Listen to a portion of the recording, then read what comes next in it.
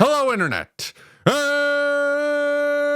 welcome to episode 247 of Verbal Graffiti with your host, Brian Glass, a.k.a. the B-Man, the People's Degenerate.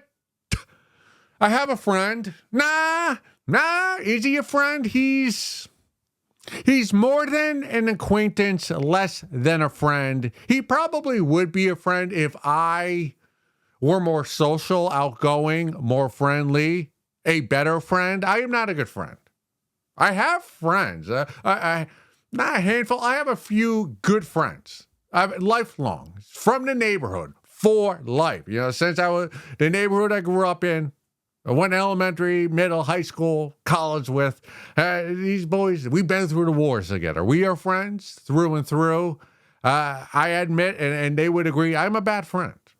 I am not a good friend.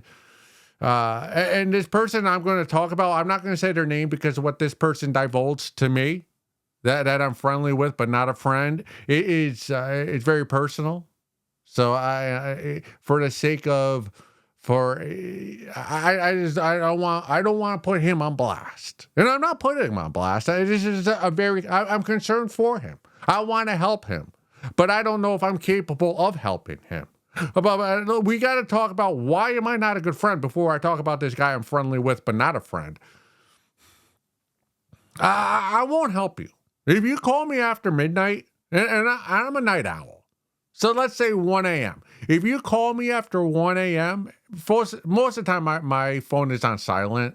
And even if it wasn't and I heard it ring, and I looked at my phone and it was a friend, I would not answer the phone. So if you find yourself in a pickle late at night, and some of my few friends, they do go out late at night, I'm not the person you call.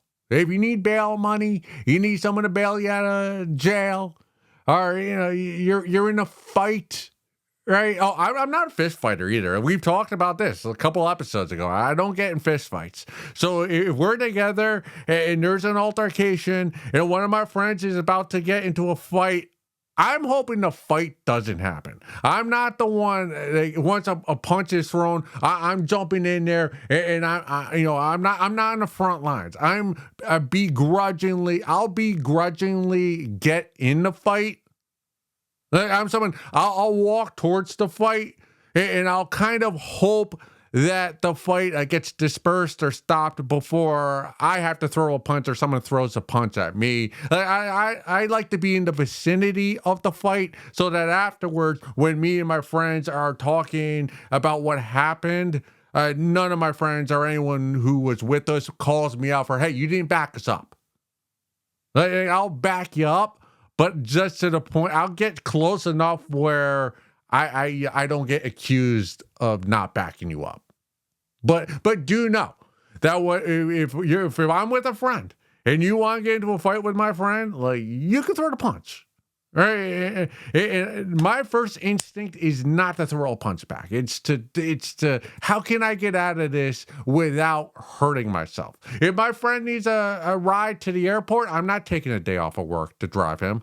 My PTO, I guard those like nothing else. All right, those give away my freedom before I give away my PTO days. I only get 20 of those, and I ain't wasting one of them to drive you to the airport or to help you move. I will help you move in. If you're moving into an apartment or a house on a Saturday or a weekend or an evening, I'll come. But the only reason why I'll come is because I do know my friends, they'll pay for pizza and some beer. But you have to ask me. You need to ask the B-Man for help. I'm not going to go out of my way to help a friend. And my friends do know that they'll ask me to go to a concert or a ball game. And I usually say no. I don't like doing anything. So I'm at a point where, hey, you want to go to a minor league baseball in Hartford, Connecticut? I'm like, no, I got to do stand-up. And most of the nights I am doing stand-up, so it's not a lie. But honestly, I'd rather just scroll through my phone. I'm at the point now where I really haven't seen my 2 or 3 good friends this year. So I am going out of my way to see them this month. But it's not that I want to. It's just, oh, those are, like, I should see them. It's almost that guilt that, this needs to happen before these the friendship splinters and falls apart. Like, I do need to, because I only have a few good friends, so I gotta I gotta water, I gotta feed, I gotta make sure they stay healthy. And with all that out of the way, though, I call these people my good friends that are my good friends. Hand up, I am a shitty good friend to them. So those are my good friends. Dave, Matt, Rob. Like, there's a few of them. Just normal white guys. But so we gotta get that out of the way before I talk about this guy I'm friendly with. This guy I'm friendly with, I've been doing stand up with him, or in Connecticut. We probably see each other once a week. At the very minimum, once every other week, doing stand-up. So I know him well. He knows me pretty well. And we go back almost 10 years now. So I'm comfortable saying I'm friendly with him. But we've never really hung out outside of stand-up. Or like outside of drinking after a comedy show. But we drink quite often at comedy shows. So, all right. This is why I'm concerned for him. A few weeks ago, maybe a month ago at this point, we're at a venue, and the weather's nice, so we're outside on a patio before we do stand-up, and two guys doing comedy, yucking it up, chopping it up, keeping it a buck. Hey, we're feeling it. The there's a breeze, there's cars going by, the libations are flowing, everyone's in a jolly mood. Festive mood. There's no babes there. It's just the guys. Boys being boys. And what do boys do when they're being boys? They talk about girls. So inevitably, hey, you getting with anyone now? What's your status? Who are you with? And the conversations gets to eating the sniz. B-man, I love eating sniz. Love it. It's my favorite thing to do. I'd rather eat sniz than get Mr. Perfect sucked off. I'm a weirdo like that, but hey, if you're a babe and you like having your sniz eaten by a bald white guy, hit the B-man up. 203-500-7816. But my friend, guy I'm friendly with, he says, I don't do that. And I was like, a bit like, oh, you don't eat sniz? And he goes, nah, I'll do it, but I don't like the taste of it. And I was like, oh, it's not a unique stance or a unique comment or opinion. There are a lot of guys, a lot of Johns out there who don't like eating sniz because they don't like the taste or the smell or the texture of the sniz. And I don't get that. As a guy who loves the smell and the taste and everything that got to do with the epicenter of the babe, I love it. I remember I was talking to this babe a couple months ago at this point, and she's like, are you a boob guy or are you an ass guy? And I go, well, I'm a vagina guy. And she was kind of appalled. Like, I've never heard a guy say that before. I've never heard a guy say, I'm the vagina guy. Well, the B-man, I am. I'm a vagina guy. I like boobs. I like ass. But the vagina is the best. Honestly, without your vagina, I'd really have no interest in you. But that's me. Like, I love it. I don't know.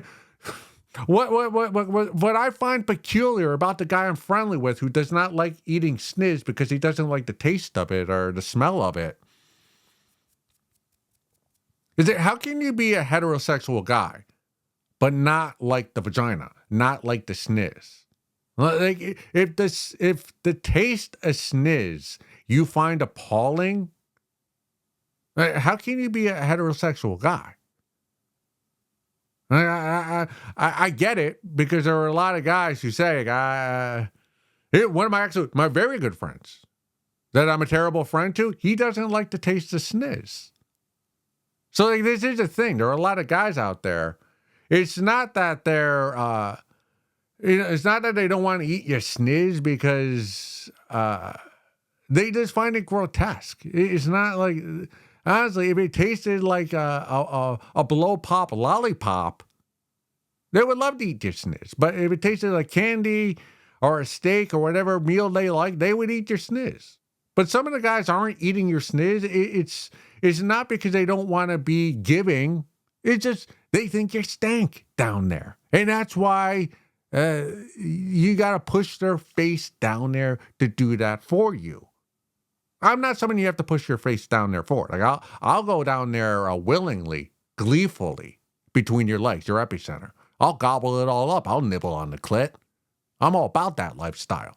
But I'm a heterosexual guy. I find the smell, the taste of your sniz, most snizzes, delicious. Love it. Can I have seconds, please? How about thirds?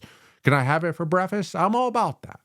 But it is interesting that there are guys out there that find that grotesque. They're attracted to babes. They're a boobs, they're an ass guy, they legs, lips, whatever it is they like. They're heterosexual. They want to have intercourse with the babes. But when it comes to putting their face between the legs, they're like, nah, I ain't doing that. That's disgusting. That stink. Yeah, that's foul. I'm not putting my face down there. I have a nose, sense of smell. I don't want that. But that's funny. It's not funny. It's quizzical. How can you like babes, fancy babes, want to be inside of them, and have a loving relationship, make love to a babe, but you don't want to get anywhere near what makes them a babe, which is the sniz? It's like, I feel bad for the guy. I feel bad for if you're a babe and you're with a guy who thinks sniz is grotesque and won't taste it, get rid of him. Because there are Johns like myself who love the sniz. We'll dine down there. We'll eat you out. We'll lick you. We'll from the front, from the back. We'll do it all. We'll do it all without you having to ask us. So if you're with a non-sniz gobbler, kick him to the curb and find a man like the B-man. But what I feel bad for, not bad, I mean, that's such a terrible adjective. Blah. If you wrote an essay and you use the word bad, your teacher should have just crossed it. No, you use an adjective. Use a real adjective. Bad is such a bland word. See, this guy, and what I'm getting at here is this guy that I'm friendly with who does not like the taste of sniz. Yeah, he's a black guy. All right, and I'd probably rate him a 4 out of 10. With his personality, and he's a funny comic, real funny and real creative. He could probably get a 6, right? He could probably, on the right night, when he's vibing and he's on a high level, his personality can kick him to a 6. But just looks on the street, he's a 4. All right. And he grew up inner city, and he talks quite often. Like he likes fat white women. Like that's kind of what he goes after. He just likes chubby fatties. He talks about, like, he likes a fat chick who had boobs since she's been 12 because of her fatness. So he's not fucking 12-year-olds, but you get what I'm getting at here. But so what I'm getting at is, like, he kind of just likes babes. Yeah, what I'm thinking, because he talks about this on stage. Yeah, he might be attracted to all these babes who that are not attractive. And there is a thing, at least I do this. I kind of equate, without knowing,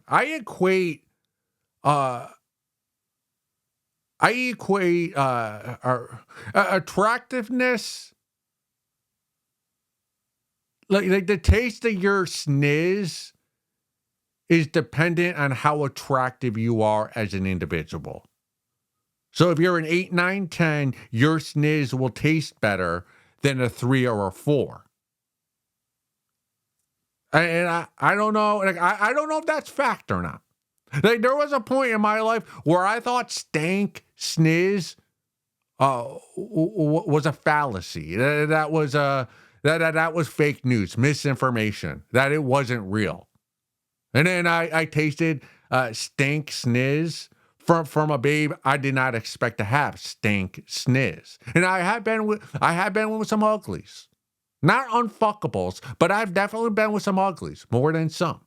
Quite a few, actually. Some heavyset babes, just some mangled faces, not symmetric at all, acne, terrible skin, cellulite, just, what are you doing, being a man? What are you, just jerk off. But yeah, you had a good time. So I got with this babe. She lived on Wall Street, or right off of Wall Street. She was probably in her late 20s, early 30s, dressed well, had a nice job in finance on Wall Street, blonde hair, like dirty blonde hair, pale, not my type, but I don't know. She had a sniz, and she liked to drink, so I hung out with her. I had a great apartment, and I remember the first time I went to go gobble on her sniz, like, whoa, that stank. That was my first interaction with a stank sniz. Now, I still ate her out because of man, when you're done, like, hey, man, I go after it. I'm a lover. I finish what I start sometimes. So I ate her out. It wasn't enjoyable, but I did it. We fucked. We fucked a few more times after that, with our dalliance together. But I remember walking away that night because I don't sleep over. I was walking to the subway, and I remember kind of just perplexed. I'm like, she's a pretty gal. But she had stank sniz. And then I've just always thought, like, the hotter you are, the better your sniz tastes. So clearly, like, that thought exercise is incorrect, because this babe, I don't want to put her 8, 9, 10, but she was definitely like a 6.5, and her sniz tasted like a 3. So it threw me for a loop. I became a Looney Tune. I was just kerplunk. I didn't know what to think after that. But even now, even though I've been proven wrong, I still think, like, the hotter I find a babe, because the hotter you are, that I view you to be, the more I want to eat your sniz. So I don't know. So I just think, the more I want to eat your sniz, then it's got to taste better, right? Right? Well, maybe not, but what I'm getting at here is the guy I'm friendly with, who doesn't like to taste the sniz, he's quite open about the fact that he fucks a lot of fat chicks that aren't that hot. But that's what he likes. He just likes fat. He likes jiggle, all that jizz. All that jazz, not jizz, jazz. He's probably jizzing on them and inside of them, or somewhere near them. But he likes sub 5 women in the looks department that are heavier set. So now I'm thinking, well, when he tells me he doesn't like to taste the sniz, maybe he's never had a sniz that tastes good. Because he is a heterosexual guy, or so he comes across as a very heterosexual guy, right? Just from what I've known of him the last almost 10 years now. So I gotta talk to him about this, because maybe it is. Maybe he likes to taste the sniz and he just doesn't know it because he's never experienced it yet. And there are a lot of Johns out there who probably haven't experienced good or not good's a terrible word. What's the word for tasty? A tasty sniz. If all you're able to fuck are the uglies and the sub 5s and the heavyset babes and the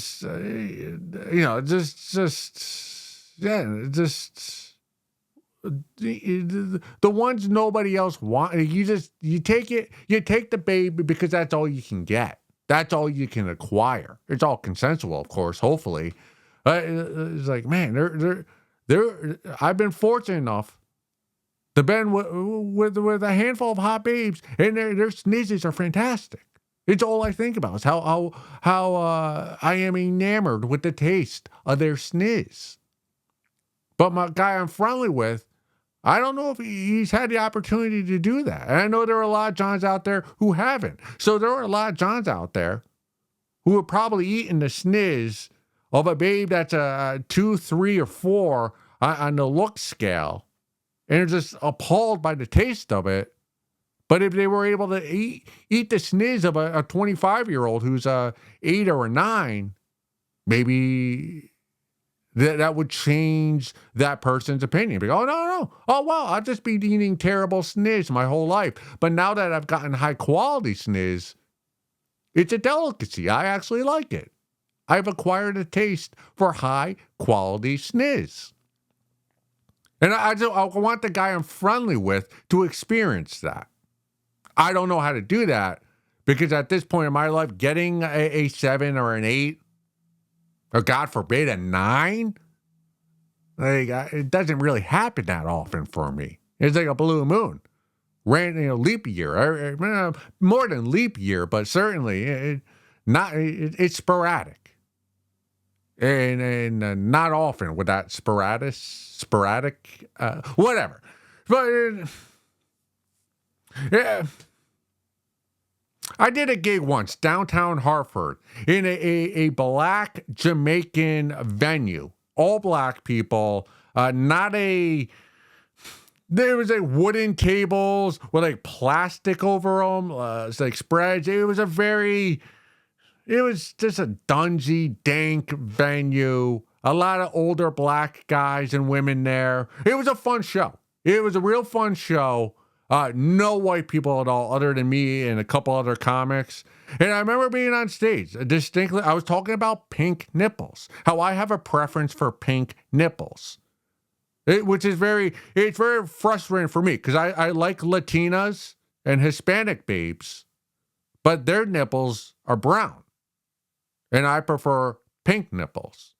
But I don't really like white women, like sexually. So there is like that juxtaposition. It's like, well, I like the nipples of the white babes, but I prefer the skin of the Latinas. And I was talking about this on stage about pink, and I was talking on stage about all these pink nipples and how I just have a preference for them. How I think of all the nipples, pink nipples are the best looking nipples. And then I asked the audience, I go, what about you guys? And there were a lot of guys in the audience, black guys, in the bad part of Hartford, not bad part, but just, again, just the, not an affluential neighborhood, right? These are people who, it's a bit run down, people of the street. People that hustle to make a living. They're not owning a whole lot of real estate. So these guys, and I go, hey guys, so right, what do you guys think about pink nipples? And the crowd, all the black guys and the entire audience just kind of went quiet, but not a normal quiet. It was just like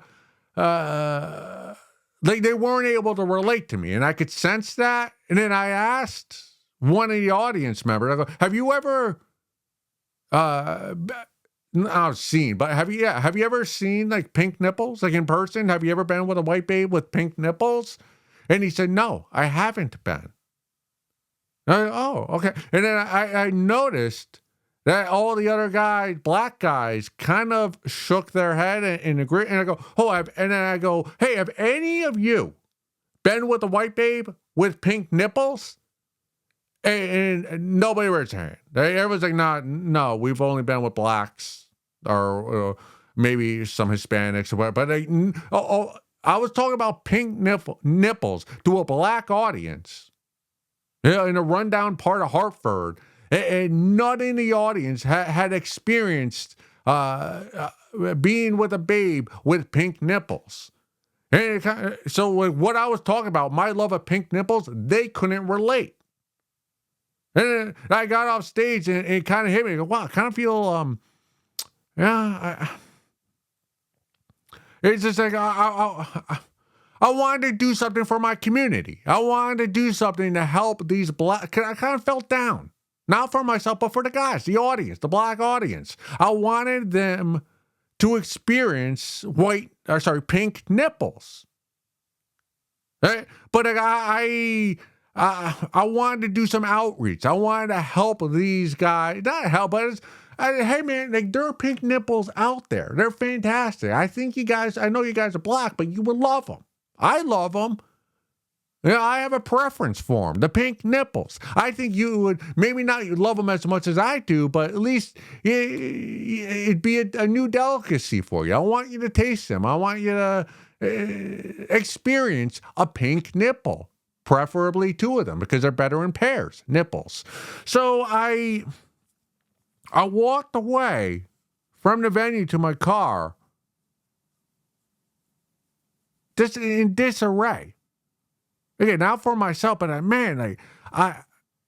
been taking pink nipples for granted. Again, I know I talk so much about how I love Latinas and exotic looking babes, but I have been with white babes in my past. And I have sucked pink nipples. I played with pink nipples quite a lot in my younger days. Not too young, like college, between 20 and 30. Before I made the jump to Hispanic babes. But again, when you're a white guy, young white guy, not young, but early 20s, mid 20s, and you're sucking on a pink tit, a big fat pink areola, and you're slobbering and you're nibbling and you're biting and you're squeezing and you're pinching and you're motorboating yourself and you're in awe, you're in glory, you're in heaven, you're playing with boobs that have pink nipples on them. But as a white guy, my blind spot is, I think everybody gets to play with pink nipples. Who wants to play with pink nipples? But that's not the case. That was a blind side. That you want to call it racism.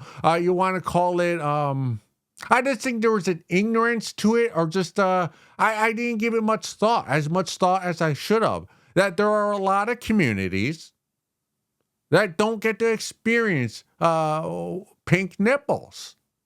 And I walked away from that show just a bit like downtrodden. Go, oh man, like the black guys were cool. We were kicking it, and they were a great audience.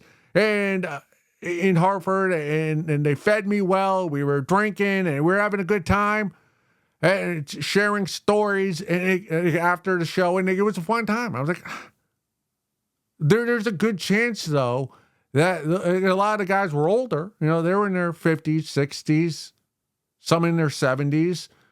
There's a good chance that these guys that I just had a good time with are never going to suck a pink nipple, are never going to be in a relationship with a babe who has two pink nipples. And I was crushed. I still am. Life's not fair.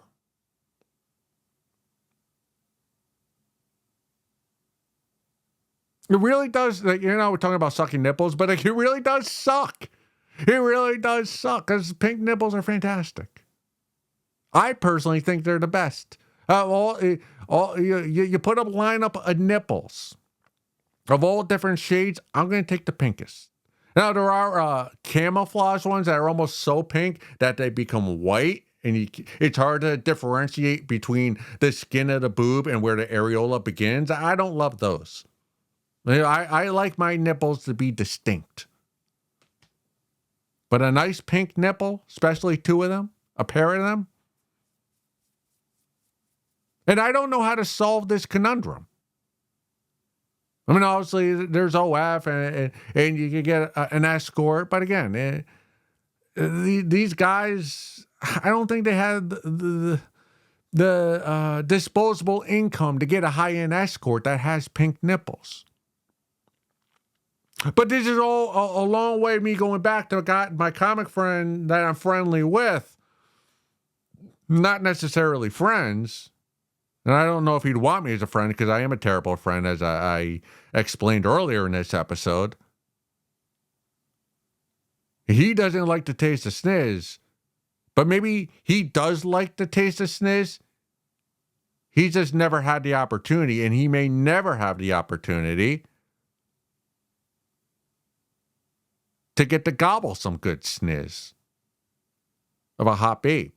Now, it doesn't have to be a white babe. It could be a Hispanic or Asian or Indian. Just a hot babe. Am I wrong? Am I the only one who thinks that the hotter a babe is, the more I want to eat her sniz? So I think that her sniz tastes better than an ugly, like an ugly who has a sniz.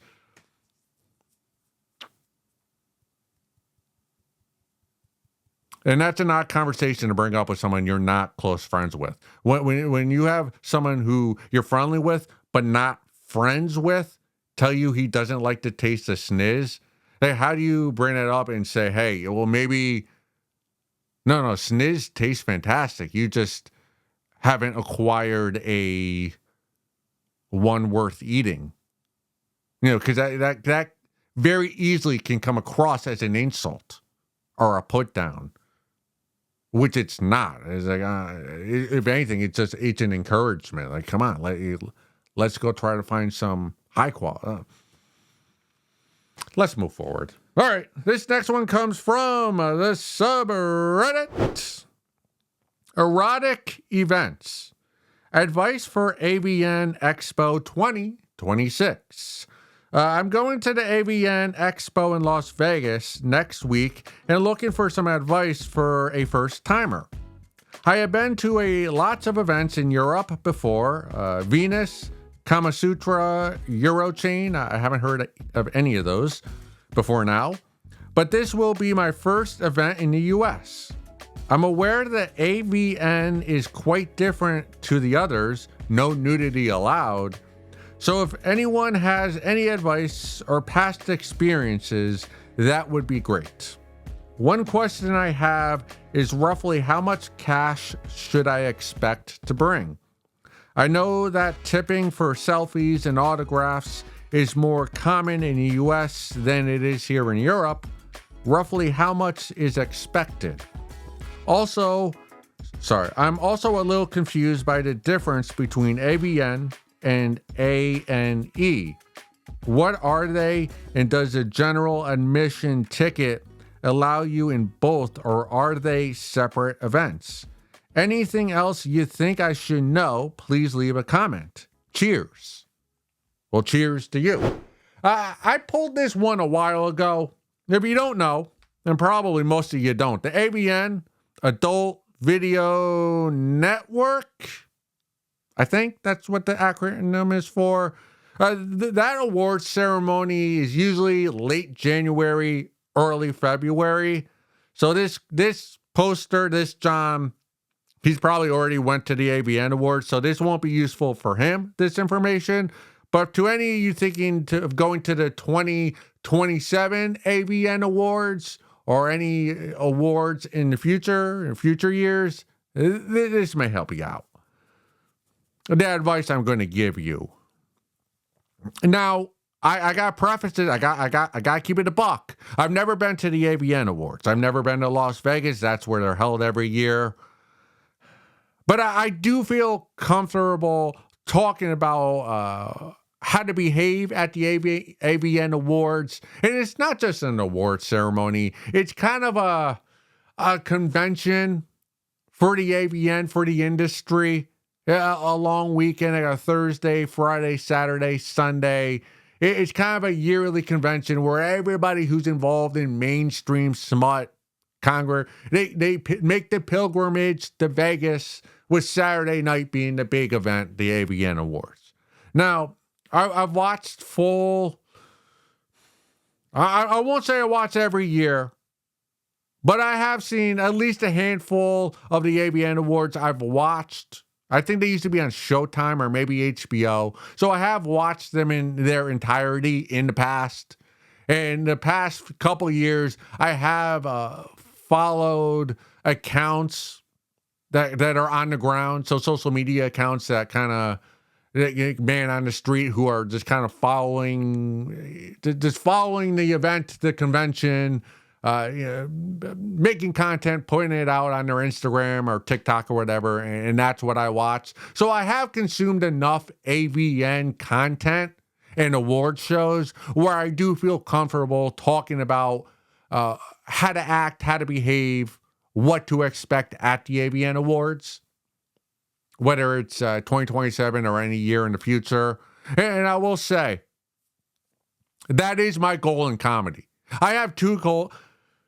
Actually, I have a lot, but I have two main goals ever since I've started doing stand-up comedy. One, I want to throw out the first pitch at a Yankee game, and not a normal game. I want a World Series, Yankee Stadium, throw out the first pitch, full crowd. And I also, two, I want to host the AVN Awards.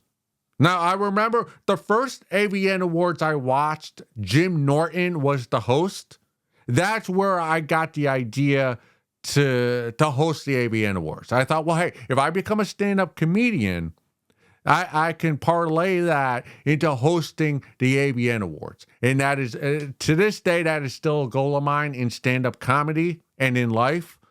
Unfortunately for the B-Man, the AVN Awards are usually hosted by ladies in the industry, and Johns as well. So ladies who, adult performers, right? Whoever it is, who's ever like the main ones those years, they usually are the ones to host the AVN Awards. They usually don't have celebrities anymore host the AVN Awards. So the chances of the B-Man ever getting to host an AVN Award is slim, but it's still a goal. And I'm still pursuing it. Clearly, you can see this. But enough about me. What about you? Okay, so you're used to going to all these award shows in Europe. You're coming to America. What to expect? How much money should you bring? I don't understand the autograph. In the year 2026, getting an autograph, whether it be a smut creator or an athlete or a politician or somebody famous, getting an autograph, it doesn't make my dick move. Mr. Perfect doesn't look up when that happens. He doesn't get excited. It doesn't make it move. Like in 2026, you got to get the selfie. The selfie is the modern day autograph. So, like, I wouldn't waste your money on an autograph. Even the selfie. Like, are you really going to blast that on your social media? Is that going to be your TikTok, Facebook? Is that going to be your profile picture? You and whomever, like, who's a big time star? Mia Malkova, you, the two of you smiling together. Is that going to be your profile picture on LinkedIn? I don't think it is. So what I would give my good, not hard-earned money for is for I know no nudity is allowed at the booths and the convention, but I do think they allow for like motorboating and maybe light petting, fondling. So like I would spend my money on getting motorboat. Like I'd want to walk whoever your top porn star that you want to interact with or meet at the AVN Awards. I would bring enough money, and in this case, probably I'm guessing $200 to get motorboated by whatever porn star that you fancy. Like I want to walk away from an interaction with my favorite porn star with glitter on my face. Glitter that was on her skin and then touches my face and walk away and not shower for the next 14 days. That would be my goal. Now, but I'm stateside. I'm an American. I'm here. But if I was you, and I was traveling from overseas, from Europe to America, Las Vegas for the AVN Awards, bring as much money as you possibly can. Because if you're going to travel this far, you're going to be disappointed. And I say that because of all the content I've consumed of the 2026 and prior year AVN Awards, you're going to be surprised at how not physically appealing most of the porn stars who come to the AVN Awards are. Now, yes, I'm going to exclude the A-list porn stars, the Haley Rose, right, the Lena Paul, the A-listers. Yeah, obviously, we know they're divas. They are the hottest of the hot. They are unattainable. They are worth traveling from one country to another continent to see. But you're not going to be able to interact with them because they're going to be so busy with parties and engagements and managers and collaborations with other smut stars that other than an autograph, maybe a handshake, you're not going to get anything out of them. But as you walk the floor of the casinos, of the convention, that is the AVN Awards, it's a lot of scary. It's a lot of cheese doodles. You'll see a lot of cellulite. You'll see a lot of gaps between teeth. You'll see a lot of cheap lingerie, cheap perfume, a lot of wigs, a lot of botched plastic surgery. You're going to see babes with so many just off-putting tattoos that they resemble a lizard. Like, these are the type of creatures, like, they're human, but they're not humans you want to Google or go or just awe at. This is the problem. The actual AVN Awards that are on Saturday night, you need an invitation to get to those. To be in the arena or the amphitheater or wherever the fuck that takes place.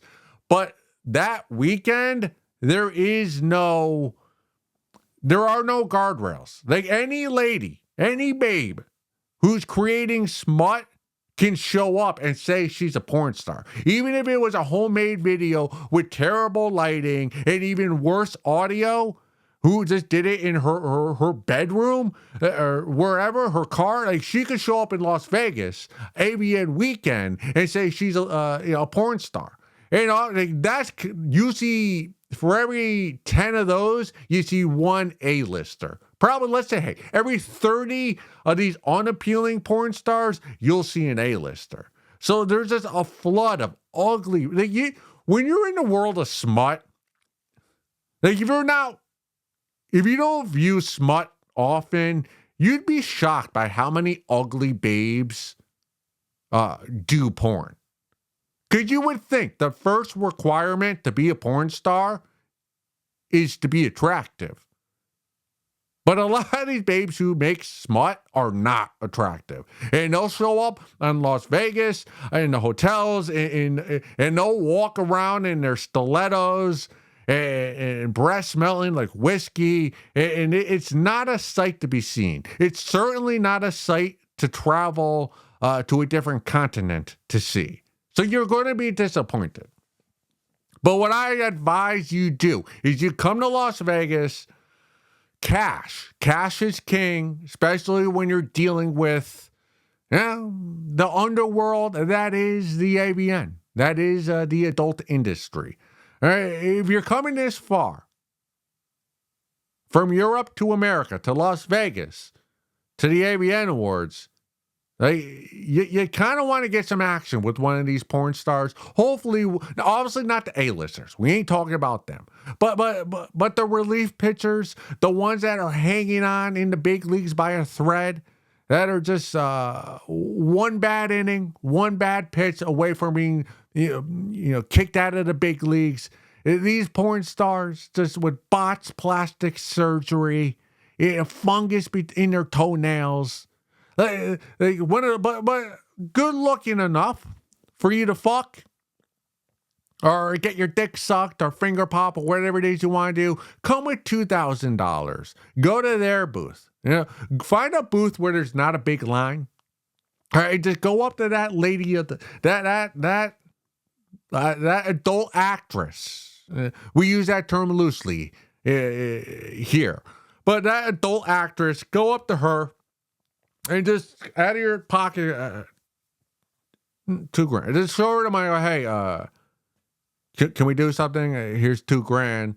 And then the great thing about Las Vegas, if you don't know, I mean, there's hotels everywhere. So like $2,000, and she'll either give you her hotel number, or you give her your hotel number, or the two of you agree to meet outside at a certain time, and you fuck in the backseat of an Uber. But for $2,000, you should be able to get busy to fuck one of these lower level porn stars. So I say bring $3,000. Right? $1,000, you play around with autographs and pictures and selfies, motorboating, buying some toys, memorabilia, but then save $2,000 of cash to fuck one of these, the lower rung porn stars. I hope you had a good time. I really do. I wish you could write a review and let us know how you did. Maybe I'll look that up later tonight to see if you wrote a post about your experience at the AVN Awards. If you did, I'll read it here at Verbal Graffiti next week, next episode. For now, though, go suck a fat one.